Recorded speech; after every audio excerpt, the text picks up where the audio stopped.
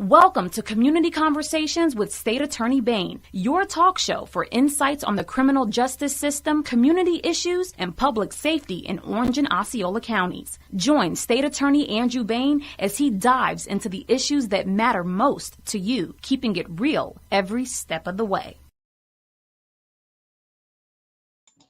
All right, so good afternoon, everyone. I'm excited to be here with you. This is our first edition of Community Conversations, and I really want to thank you all for the ones that have tuned in to listen, either by mistake or on purpose. I hope that this interaction will be beneficial to everyone under the sound of my voice. Again, my name is Andrew Bain, and I'm the State Attorney for the Ninth Judicial Circuit. And what I do is criminal justice for two counties, that is Orange and Osceola County. And my main job is to prosecute cases. And there's a lot that goes into that on every single day.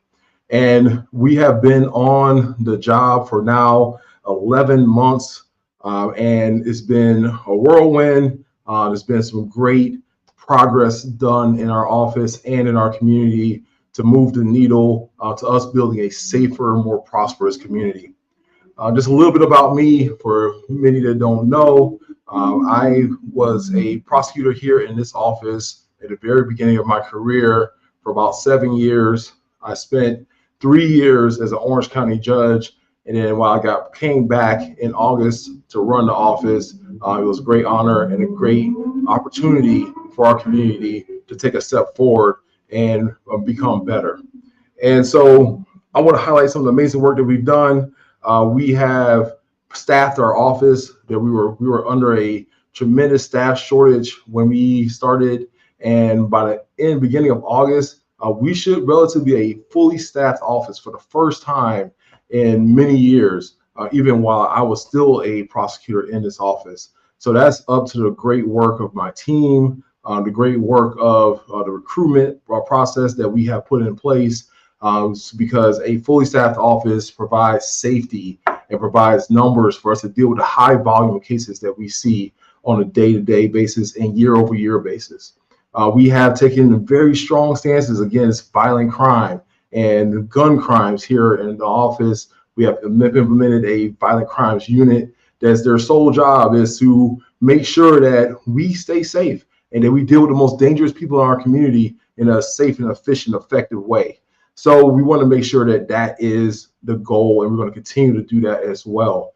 As well as recent updates, I've also started a career criminal unit that is designed to deal with also some of those repeat and violent offenders that we see way too often in our community, and to make sure that we can have proper separation from them by the uses of sentencing enhancements and other tools that we have in our toolbox to make sure that we are getting the maximum quality out of what we do on a day-to-day basis.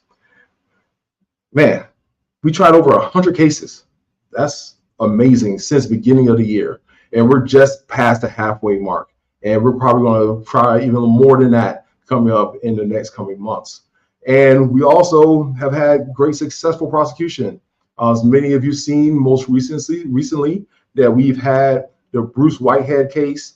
We had a gentleman that was a known sex offender, a registered sex offender, commit a heinous crime on a victim here locally and tried to kill her and rape her.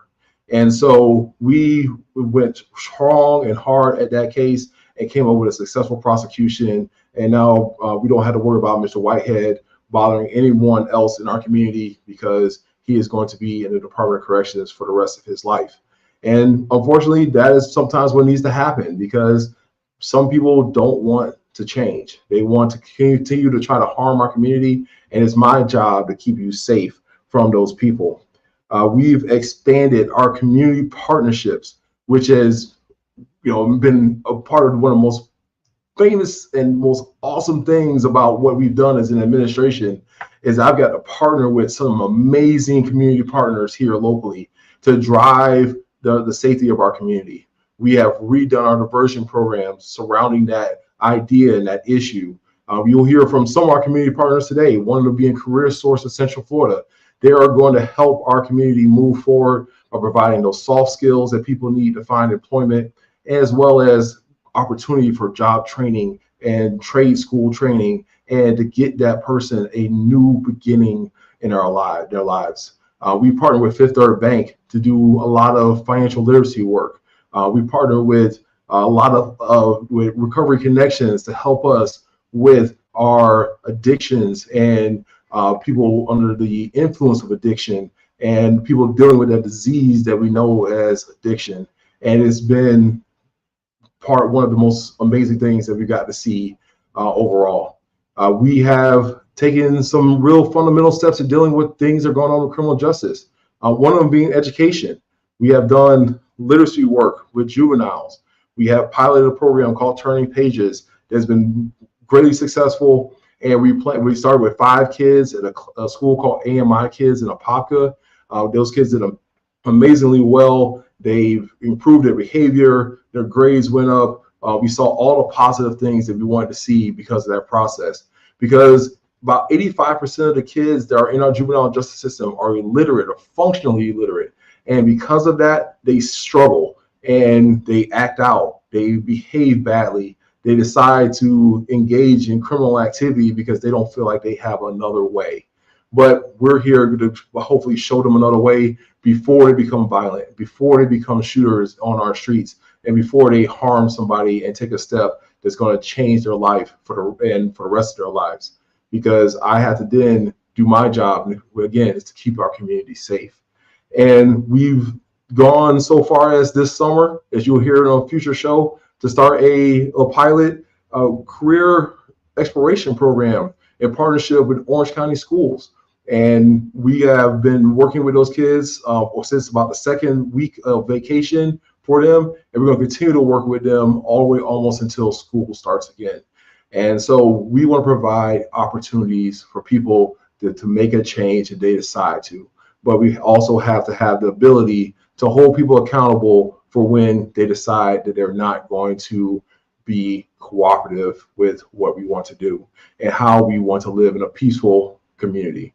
And so with all of that, I'm super, super excited about all the different topics that we're going to get to talk about over the next few months and weeks, and to address all the issues that kind of come up about in our criminal justice system that people think they know about, that they heard about on the news, or a friend told them at the barbershop or at the hair salon, or they heard from their family members. And we want to make sure they're going to be properly informed about what the law actually says and what we are about doing at this office. And so one of the big things that we have coming up on Friday is a sealing and expungement event. You may have seen it on social media. You may have heard about it from a friend or a barbershop. I've hired Deron Williams to be my executive director of community engagement, and he's been doing an amazing job of spreading the word about our community events that we have going on in the community. And we're going to talk about a little bit about all the things that go into what sealing and expungement is. So how do you qualify? Who decides whether you qualify? How do I get an application to the Florida Department of Law Enforcement to be reviewed? And after I get the application back, what do I do? Where do I file it? What do I do with it? And then what happens if the judge grants my motion to have my record sealed or expunged? What needs to go down? What happens at that point? Who do I need to send it to? And how this is going to benefit me going forward? And what are some of the pitfalls in that situation? What are some of the negative implications that may come about that you may not be aware of when you get your record sealed or expunged? And we're also going to have the opportunity to, again, talk to one of our great partners, CareerSource of Central Florida. And we're going to get to talk to them about a federal bonding process. And what does that mean? What is a federal bond? And how does that help me get employment? And if I'm an employer, how do I participate in that process? And so we can, again, deal with some of the underlying issues that come along with the criminal justice system. We always know that education is an issue. We just talked about that.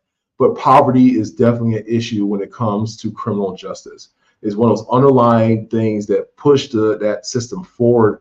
And dealing with those two things, we can do a lot of great work and benefit in our community. We can up our financial IQ. We can up our entrepreneurial skills. we can build a better, safer, more prosperous community. So the person I want to talk to right now is none of our great community partners from Orange County Legal Aid. It's part of the Orange County Bar Association. If you didn't know, we have local bar association, not just the Florida bar. We have a local bar association called the Orange County Bar Association. We also have an Orange and Osceola County Bar Association as well here in the Ninth Circuit. But right now, I wanted to talk to Attorney Bethany Barber about the sealing expungement event that we're going to partner with together, along with all these other great community partners that we have coming in on Friday. It's going to be held at the Holden Heights Center from 8 to 5 p.m. on Friday, again at the Holden Heights Community Center from 8 to 5 p.m. But let's talk to my good friend, Bethany. How are you doing? It is so great to see you, State Attorney Bain. I am doing wonderfully. Thank you for having me. I am pretty passionate about this topic, and we'll talk all day, so you're going to have to cut me off. And we need, the people need the information, so let's talk about it. Let's get into it. Let's talk about what goes on in this process. But first, let's talk about what is legal aid? Thank you for asking. So I call the Legal Aid Society, the Orange County Bar Association, the mythical, magical unicorn of legal aids. We are a private, not-for-profit. We handle all of the non-criminal legal issues that are going to do two things for people. It's going to bring you economic prosperity or social safety and prosperity. So we serve the indigent and the vulnerable. That means we serve people who are at around 225% of federal poverty guidelines. When you talk about that, for a family of four, it's around $40,000, maybe a little bit higher than that. So the work that we do, family law, consumer bankruptcy, identity theft, sealing and expunction, wills, probate, if it's going to make you and your family safer and bring more dollars into your pocket, that's what we do.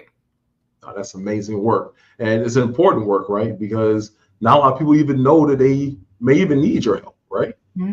That's a super good point. I think it's always really interesting. People will call us. They've heard of legal aid. They don't necessarily know what it is we do in our entirety.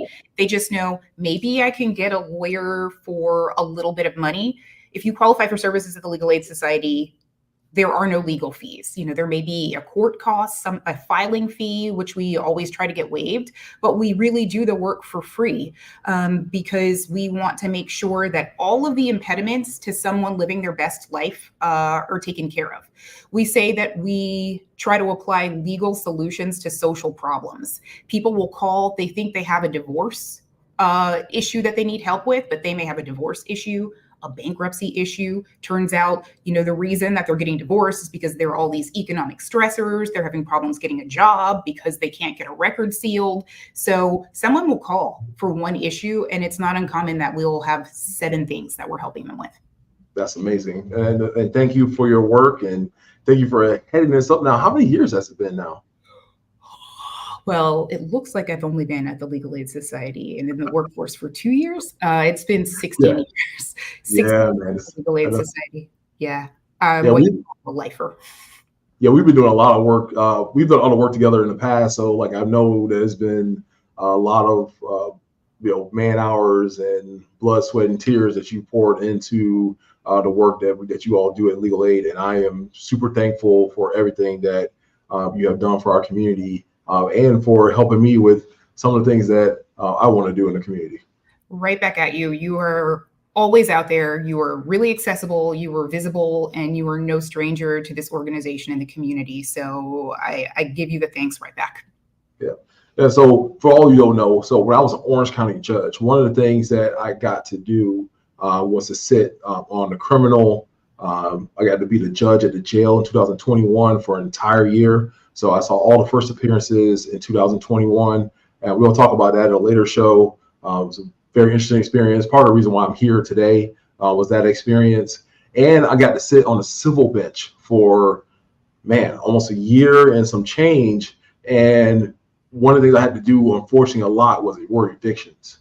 And a lot of people dealing with landlord-tenant law and the pitfalls that come with that. And legal aid was always one of the organizations that I would refer people to get help. They didn't understand what was going on. I had to make sure that they put money in the registry first, but it was something that was really beneficial for the people in our community that got to see me on that side when I was an Orange County judge. So I'm really thankful for the partnership that we had back then. And even when we did iDignity way back when, that was another story for another time as well. But we've been working together in this space of helping people for a long time.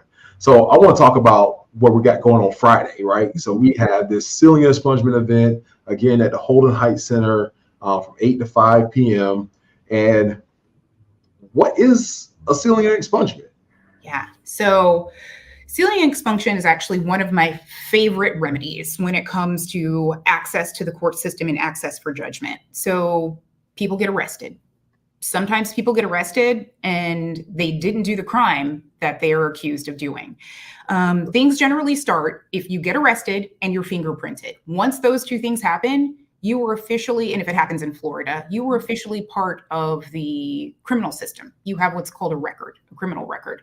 So sealing and expungement are two ways that if you did not commit that crime, you have not been adjudicated guilty or found guilty based on a number of things, that you can actually have that record sealed, which means that essentially think about your criminal record and think about like a sheet going over it so that nobody can see it. It's hidden from the public. It's hidden from most organizations. That's what sealing is. Mm-hmm. So you essentially can fill out an application, a job application, and that private employer is not going to be able to see that charge that you had. Expungement is a step further where essentially you take that charge that you had and you kind of pick it up and remove it. It sort of goes away. Some people say it gets demolished or gone. Most people, most agencies, most employers, especially in the private realm, don't know that charge happened. There are some agencies that will always get access to your records, even if it's sealed or expunged. And those are places like the Department of Law Enforcement, Department of Education. If you're working with elderly people or kids, your record's always going to be seen. Or if you're applying for a job with the elderly and children, the courts are always going to see it. There are a few other places, but essentially sealing and expungement allows you to say, no, I have not been convicted of a crime, or I have not been charged with a crime as well. So let's talk a little bit about that, because you brought it up. So there are different levels of background checks, right? Yes. So, most employers do a level 1 background check. But there are ones that, like you said, do level 2, right? That's what most people hear that about, right? Mm-hmm. Yes, definitely. So with a level 2 background check, you're talking about an employer or anyone who is requesting the background check getting access to these different systems. So they're going to have access to your criminal record. They're going to have access to they have access to a ton of records. So if you were receiving a level 2 background check, which many employers do, I am at a private not-for-profit firm, but we conduct a level 2 background check on our staff members. We would see an arrest. We would see an arrest that someone received, even if you weren't convicted, even if the charges were dismissed or dropped or a number of other things happen, which is why sealing and expungement is such a good thing when people have not been adjudicated guilty, because those records are there until you seal or expunge it. Even if you are completely innocent, which happens, you have to take the affirmative steps to seal or expunge that record so that when you do that level 2 background check, your employer is not going to see that history. Yeah, I understand. So let's talk a little bit about, we talked about some people that the cases weren't ever charged. So you just got arrested. And some people that are eligible. Are there other groups of categories of people that would qualify for a sealing and expungement? Yes. So it's a pretty big list. The people or the kind of the charges, and then there's an equally long list of the charges that you cannot seal or expunge just by virtue of the type of charge. So the way I describe it to people is right off the bat, if you have ever been convicted of any crime at all, Does not matter what it is. It can be a teeny tiny thing. But if you have a criminal conviction, you are not eligible for sealing and expungement in the vast majority of cases. There are a few weird exceptions, but criminal charge, criminal conviction don't apply for sealing and expungement. But you can still always contact my office and we can walk you through it. But if you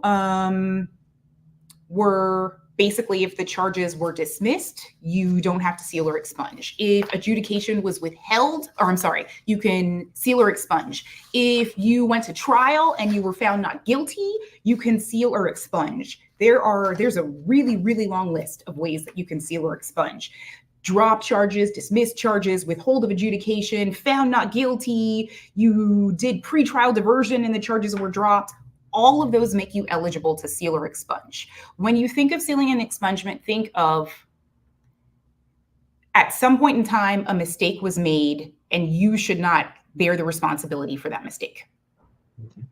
So let's talk a little bit about, because one of those things, like talk about, we expanded our diversion programs, right? So all the people that are in our programs that you will also talk to here about in CareerSource, because if they have no criminal history, they will be eligible for this process, right? Yes, absolutely. Yep. Vast majority of cases. There are a couple of weird exceptions, but in the vast majority of those cases, that pretrial diversion program and the charges are dropped. That's a game changer. That is a wonderful thing for the community. Mm-hmm. So that's why I've been a big proponent of expanding our pretrial diversions, giving us multiple opportunities and ways to help people. And so if you make that one mistake at the beginning of your criminal career, who may well call it, hopefully it's not a career, but you make that one mistake, it's not going to become a career. That is going to be something that we can deal with. We can address your underlying issues and get you out the door and onto a prosperous life. And then we also have this tool where this won't haunt you for the rest of your life, which is one of the reasons why I've been a big proponent of this process of sealing and expungement. But we talked about some of those charges that you can't get expunged, right? So, kind of give us some idea of those, like kind of where those general charges are that you see a lot of that we just can't do anything about. Yeah, and before I go into those charges, I do want to say a big thanks and a giant plug for pretrial diversion, because real life facts and statistics prove that pretrial diversion works, because it's the domino effect, right? You have this one incident that happened, and if you have something on your record, it stops you sometimes from getting a job. It stops you sometimes from getting into college, from getting loans, to even renting an apartment or a house. So pretrial diversion gets people housed, gets people money, gets people to further their education. It's just, the benefits are endless. So huge debt of gratitude for taking the proactive steps to do that. That's a really big thing. But to your question about what are the things that no matter what, even if the charges were dismissed, can you not seek a sealing and expunction? I tell people, think of crimes of moral turpitude. If it's something that is there is physical or emotional or sometimes even economic harm to other people, even if you were not convicted, you cannot seal or expunge. So for instance, if you were arrested for murder, can't seal or expunge. If you were arrested for sexual misconduct, you can't seal or expunge. Terrorism, manslaughter, human trafficking, kidnapping. Those are the things, even if you did not do it, you are, arrested, fingerprinted the next day. Someone says, oh, sorry, we made a mistake. You're free to go. You still can't seal or expunge those. That's really a difficult thing for some people to swallow, because it really sort of stings to hear that not everything is eligible for it, but there's an intent behind it. We want to make sure that we're really allowing people to take advantage of the things that are going to really make a difference, and that we can absolutely be certain require sealing and expunging. There's some other really weird ones in there. For instance, if you were ever arrested for stealing a plane, you can't have that sealed or expunged. I can't tell you why, but there's a really long list. The list is maybe about 30 long, but most of them crimes of moral turpitude, sexual offenses, bodily harm, kidnapping. So that's why we really want to put, like, I think the law was designed to deal with non-violent offenses. I think that's a fair way to say it. It's great. And so, yeah. And so we really, that's really like kind of what we're focused on, kind of what I put on all the flyers. I know that some people see it as unfair as dealing with, because of all those lists, like, man, I got arrested for this really terrible crime, but I was not guilty of it. For some reason, I'm not here to explain it to you all. I don't know why, truthfully, why the legislature decided that, if I was found not guilty of this crime or the case was dropped and, I got arrested for this terrible crime, that it's still going to be something that's going to pop up on my history. And so it's something that, again, that's a legislative fix, but something we can't do here on the ground. But I'm sorry for interrupting you. Good point that you made in that this is a legislative issue. And what is important for people to understand is that the legislature has frequently taken on the issue of sealing and expungement to the extent that we can expect there to be amendments or changes to the statute, which is the law kind of dictating what lawyers and the public does in response to this.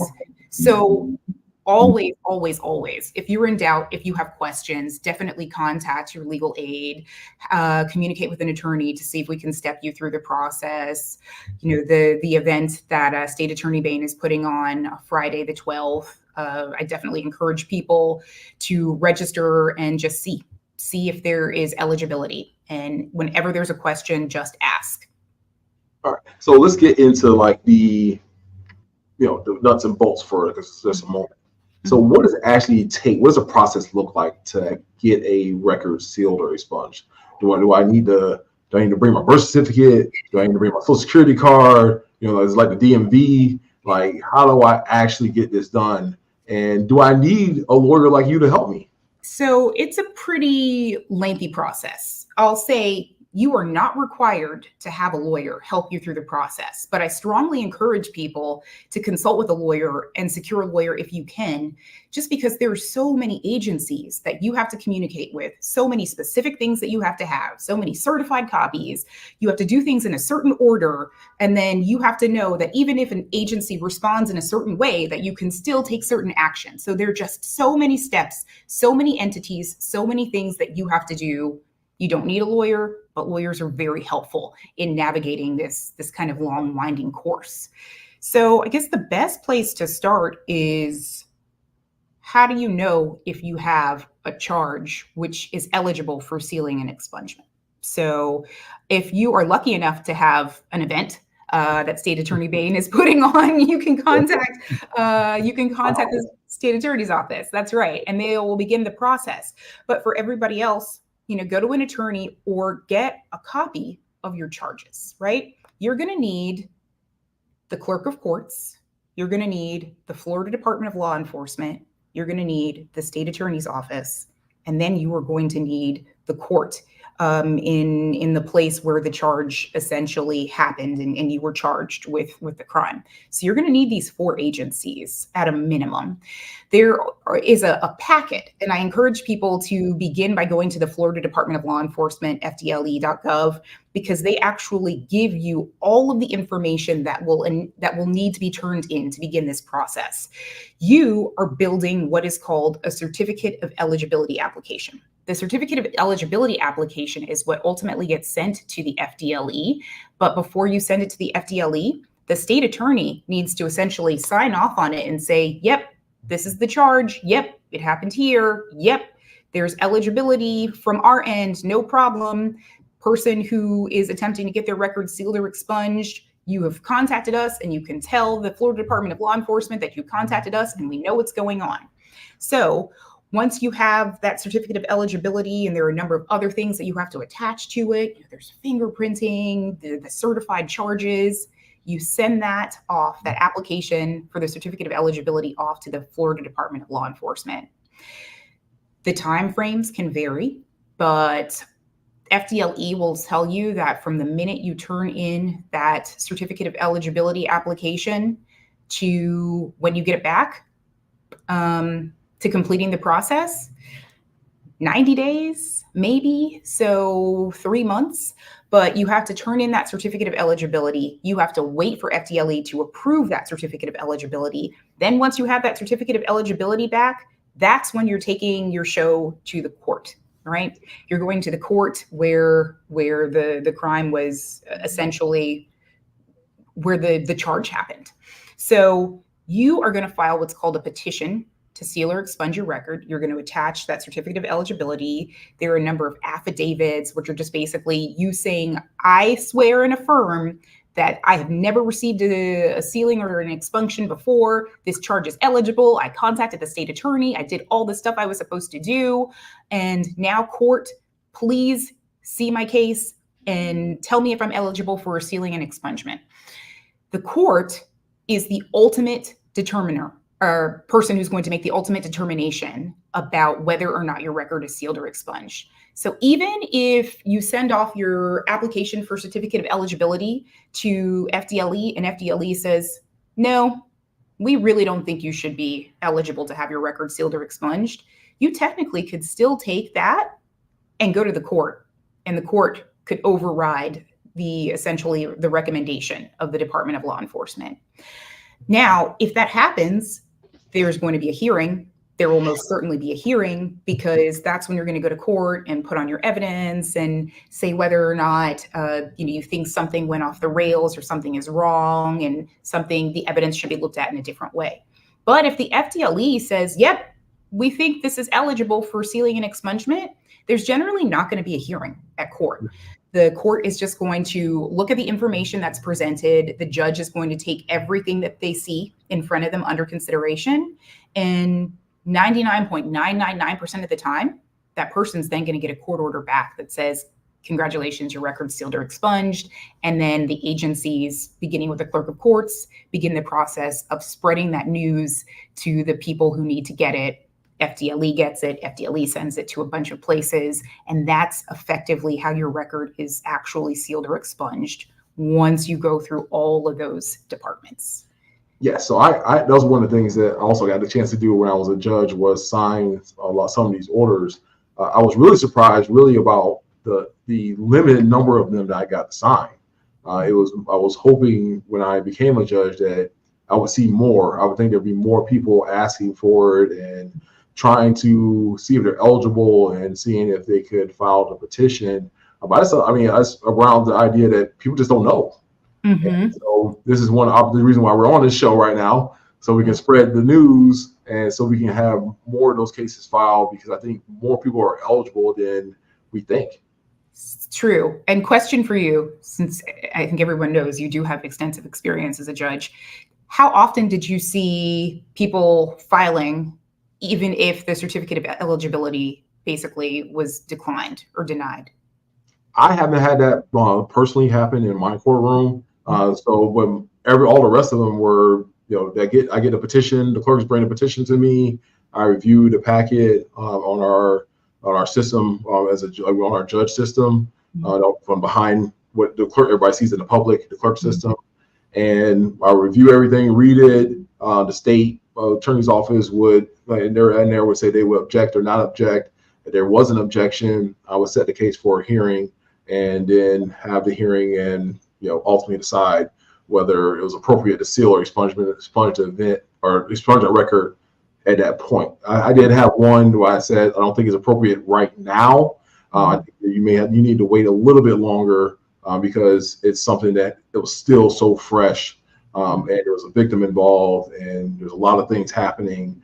It's just wait and come back in about a year or two, and then we can have that conversation again, because it was a lot of really weird facts in that case that made me uncomfortable in signing the order at that moment. Not saying that I would never do it later on, but at that time it was something that, because of the contentious nature of it, that I felt like you just wait just a little bit longer, because the case had just been dropped. It had been like a few months later.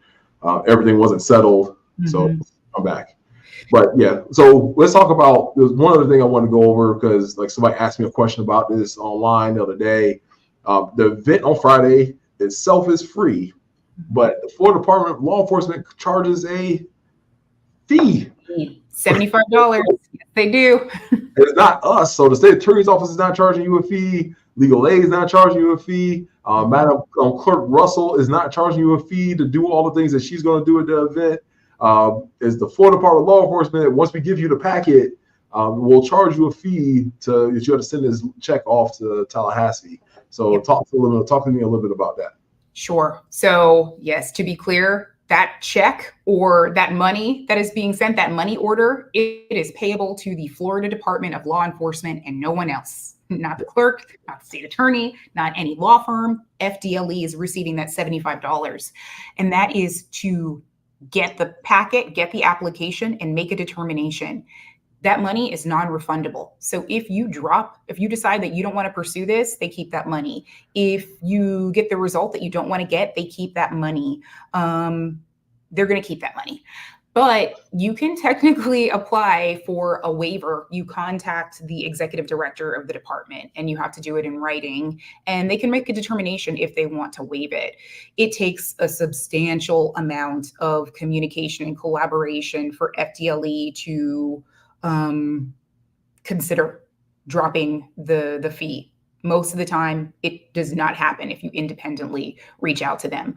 Also, it slows down the process. So that's something that people need to take into consideration. Do they want to wait for that finding of whether or not the $75 is going to get waived, or do you want to go through the process and pay the $75, knowing that once you turn that money over, you're not going to get it back? And those are not that's most of the fee. But again, you're filing this request with the court. So there are sometimes court filing fees associated with that. And that's always going to change depending on the county where you are. Sure. Yeah. So that, is something that I always want people to be aware of. It's not the people at the actual event on Friday are not going to charge you any money. If you find yourself eligible for a ceiling expungement, and we put the packet together, we have the notaries there to notarize all your affidavits and paperwork. I think we have maybe some form motions for when you get the paperwork back and that you want to file, but you probably still want to reach out to legal aid to make sure that everything is going to be okay with your packet as you filed a petition. But the Florida Department of Law Enforcement does charge a fee, and it is $75. Non-refundable, as Attorney Barber has told us, and it's something that you got to think about, when you send that packet off. And we can ask for the waiver, but if you do it by yourself, it's going to be hard for you to get that done, just because of you're basically asking the executive director, the person that runs FDLE, Mr. Mark Glass, to sign a piece of paper for you when he's managing one of the largest law enforcement agencies in the state of Florida, which includes our labs, the investigators, all the things that FDLE does for the state of Florida, and is of course going to slow down that process. So if you're looking for, hey, I need to get this job, I need to move forward in my life, really I think about sending the $75 versus waiting for the waiver. But ultimately, all those decisions are up to you. I want to thank Attorney Bethany Barber, because she is amazing. And if anybody has an opportunity to meet her, she is wonderful. And she is one of my most favorite people here that I work with in Orange County. And so super excited to see you on Friday and to work with you and to get all those things going that we really want to see happen in our community.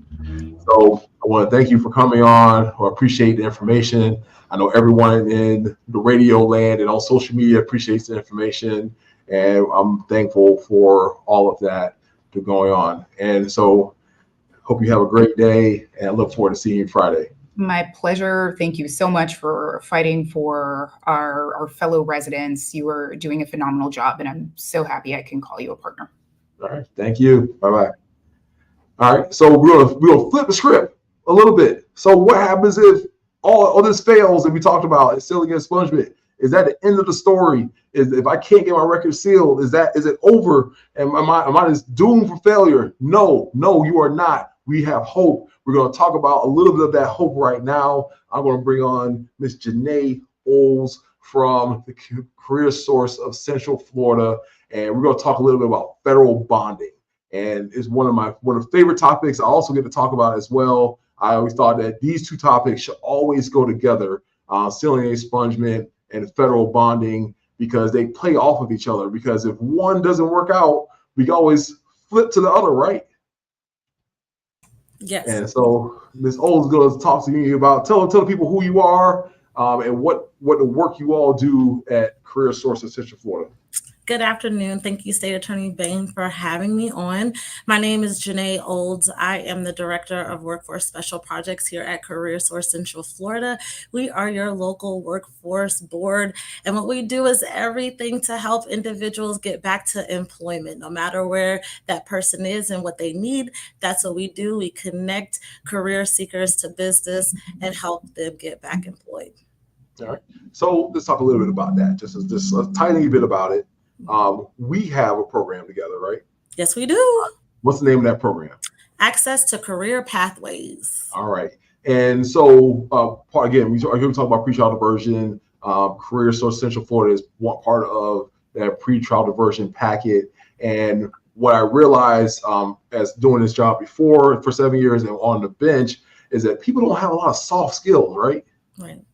And they struggle to really find their way in finding employment. They may be qualified, they may actually know what the job is and what to do, but they struggle to get hired because they don't have those soft skills they need, those interpersonal skills. And so I was really excited to reach out to your director, Mr. Tadar Muhammad, and start that work and really begin to mold a better future for the people that find themselves sometimes in our criminal justice system.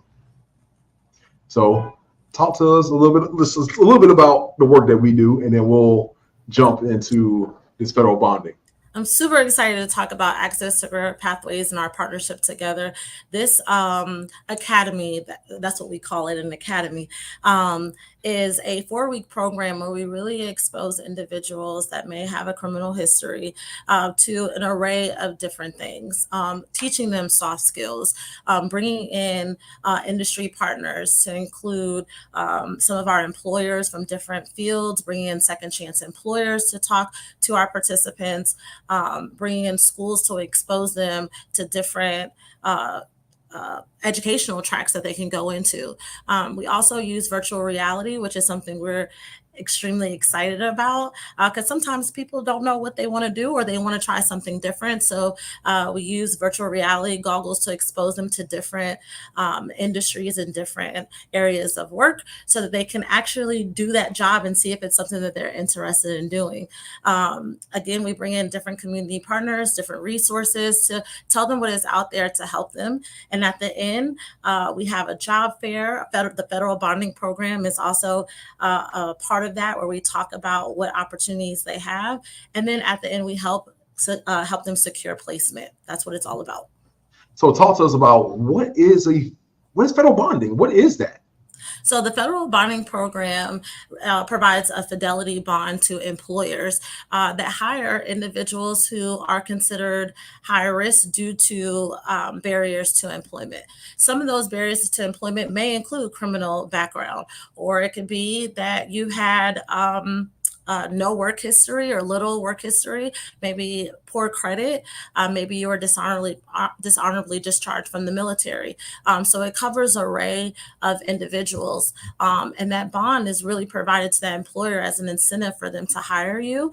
And it gives them that insurance that if anything happens while that employee is on the job, they're covered up to it's $5,000 to $25,000. All right. So it lowers the risk that people are concerned about, right? That I want to hire this person, they may have a criminal record, and if something happens, they're going to take my business. So it helps soften that idea, correct? Absolutely, yes. And so, talk to me about kind of how the workshop is going to work on Friday, because we're going to do 2 workshops. One's going to be at 1 p.m. The other one's going to be at 3 p.m. Talk to the people about what exactly they're going to be ready to expect when they come to the Holden Heights Community Center at 1 p.m. for the workshop. I can't encourage everyone enough to attend the federal bonding workshop. First, we're going to give a more detailed overview than what I just provided. We're going to go through the steps. So after you get hired by an employer, what do you do? How do you use that bond? How do you speak to an employer about the bond? Also, how do you go into an interview and discuss your criminal background? What does that look like? What's the benefit to the employer? What is the work opportunity tax credit? So there's an array of things that we're going to discuss. You don't have to bring anything. It's free of charge, the bonding program, to the employer as well as the job seeker. So bring your questions, bring a pen and a piece of paper, and that is it. All right, it sounds so exciting. Sounds like it's a great opportunity, but it's also, we talked about impediments to employment. So we're focused right now a little bit on criminal history, but there are other things that could be impediments to employment. So talk a little bit about like credit history and those other things that could be an impediment to employment that a federal bond could work and help.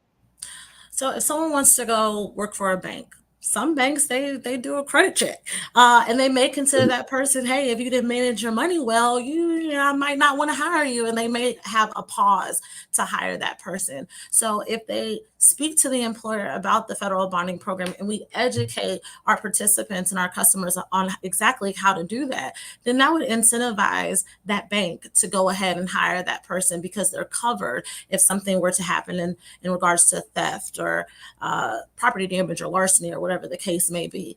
A lot of times people employers may be skeptical to hire somebody because you don't have work history, or maybe your work history is a little spotty and you're a job hopper is what I call it. That could be something that causes a pause for an employer, but the bond will protect that person as well. All right. So I used to work at Merrill Lynch. It's done one of my many careers before becoming a lawyer. But I would tell everyone, if you are in a financial institution, they do check your credit. They review your fingerprints. It's probably one of the most extensive employment onboarding that I had to go through, besides applying to be a lawyer for the bar. So the federal bonding is something that can help you do that. So for everybody else that's not a job seeker, talk to us a little bit about what the employer is going to gain, or how employers can get involved in the federal bonding program if they want to take on some of these people that are looking for a second chance. Well, again, I mentioned the work opportunity tax credit, and that incentivizes them to hire individuals that I spoke about earlier. But not just that, for people who may receive SNAP or receive TANF, so different populations, and it really helps the employer get a tax credit of up to $9,600 over a 2-year period.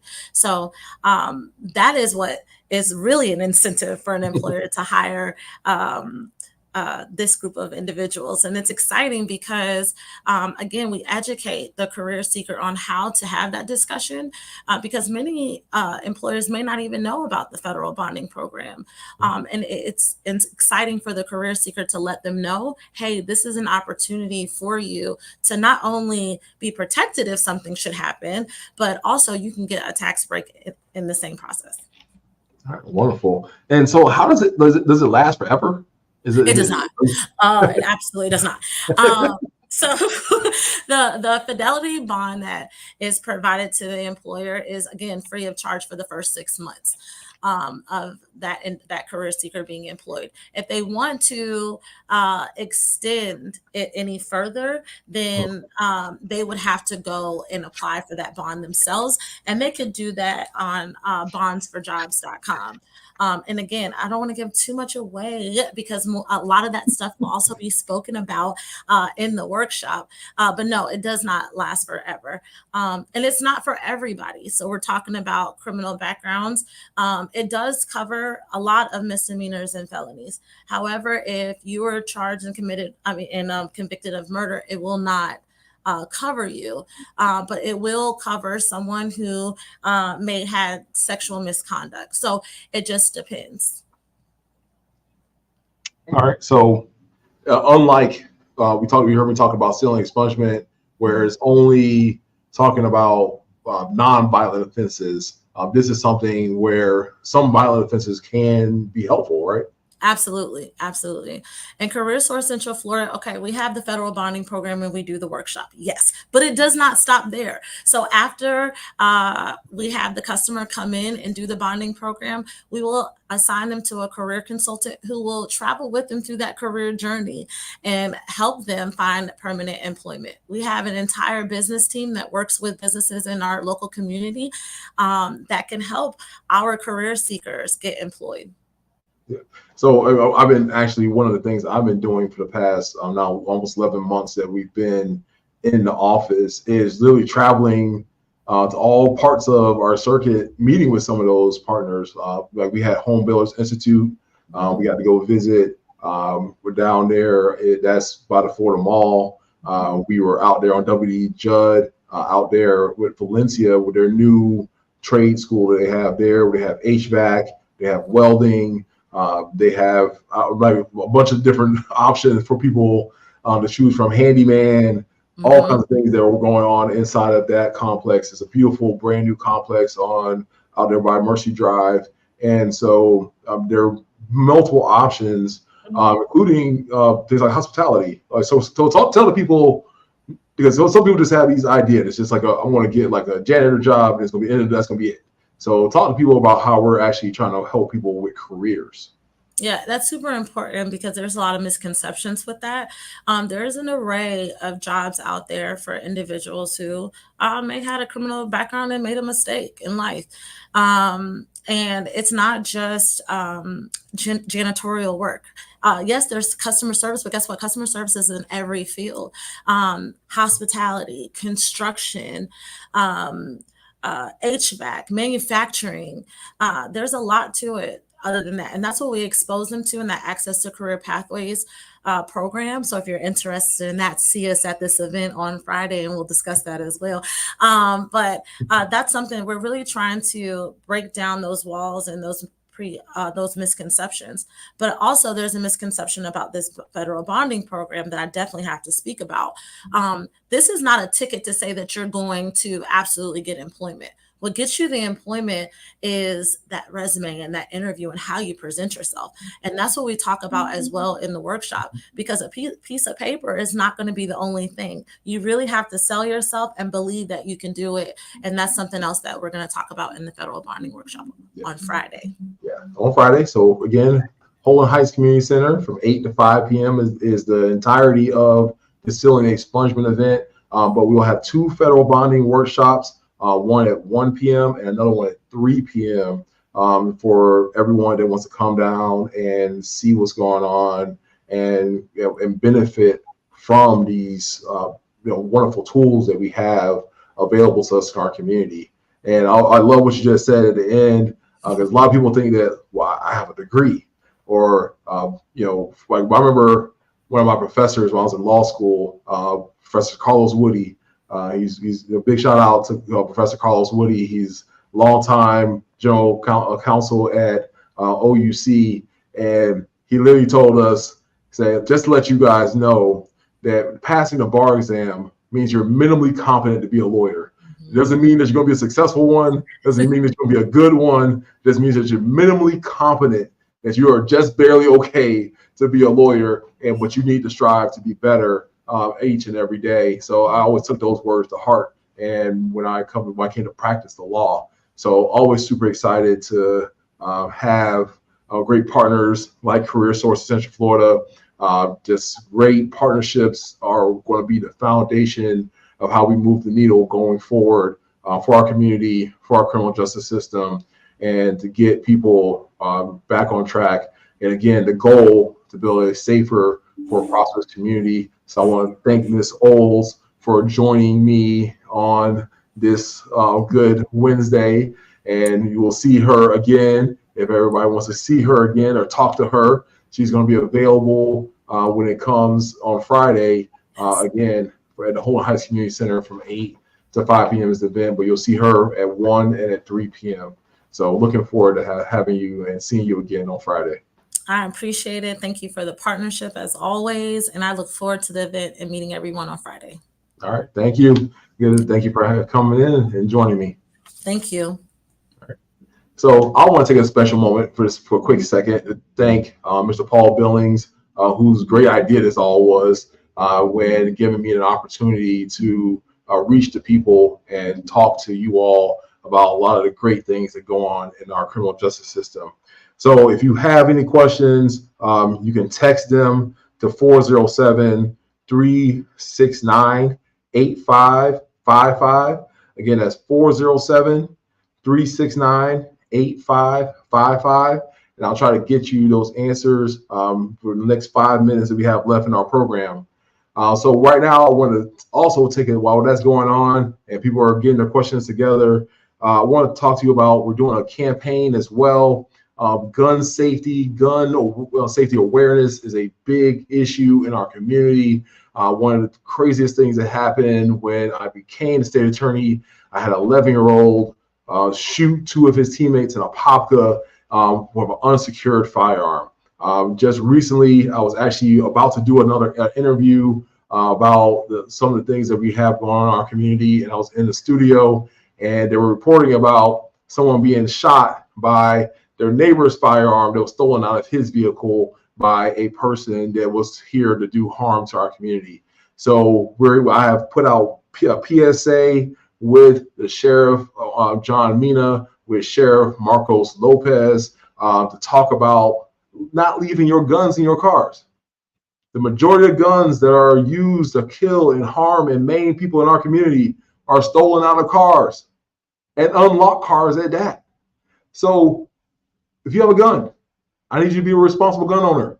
I need you not to leave your gun in your car unsecured, because that gun that you have decided are going to be used to protect your family and protect yourself can be used to harm other people, because they're going to come to steal the guns out of your cars.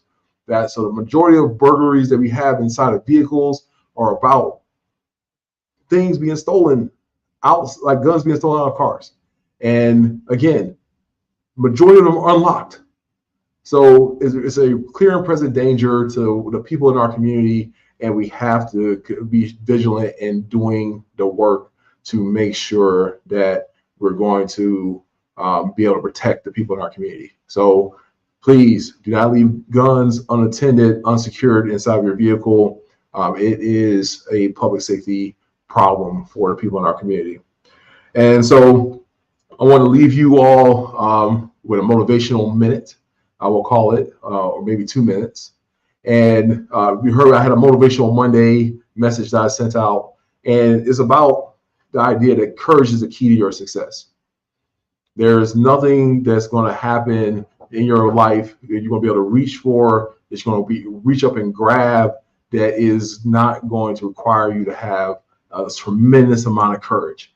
So one of my big things that I do all the time is I mentor kids. And I talk to them a lot about life and what's going on. And one of the biggest things I talk to them about is like, hey, especially for kids that grew up where I grew up when I was a kid, it's going to take a tremendous amount of courage to get you out of this situation to where you want to be. You know, it's going to take you to be courageous about who you are and being okay with the identity that God has given you. It's going to take a tremendous amount of courage to walk away from some of the things that are going to cause you harm later on. That may not be, you may not be called the uncool kid. You may be called the kid, the square, and the one that doesn't want to participate in, you know, the fun that is, you know, like your peers are doing. And it's going to take that courage that every step of the way throughout your life, people are going to tell you that you can't do something, that, you know, that's impossible for you to do, it's impossible for you to reach. It's going to take buckets and buckets of courage to make that happen. And if you are willing to be courageous and you are willing to step out of the boat and reach your dreams, all right? So Peter stepped out of the boat, and he failed to be courageous the whole time, and he lost faith. But you can't do that. You got to stay courageous. You can't lose faith. You got to make sure that you are going to reach the goal that that you have set out for yourself and be in the place where God wants you to be. And so that is my motivational minute for you all. And we are like in the last 60 seconds or 30 seconds of our show. Again, I want to thank you all for listening on our inaugural community conversations. We are excited to continue this going on for next week. And we're going to be excited for the next week. We have amazing topics that we're going to bring up every single week to make sure that you are informed about what's available in your community for resources and some of the problems that we're also having and how we're addressing them in our community when it comes to public safety. So thank you all for your time, and I appreciate you. God bless you, and I hope you all have a wonderful, wonderful day. You've been listening to Community Conversations with State Attorney Bain. Join us again next Wednesday from 2 to 3 p.m. for another episode.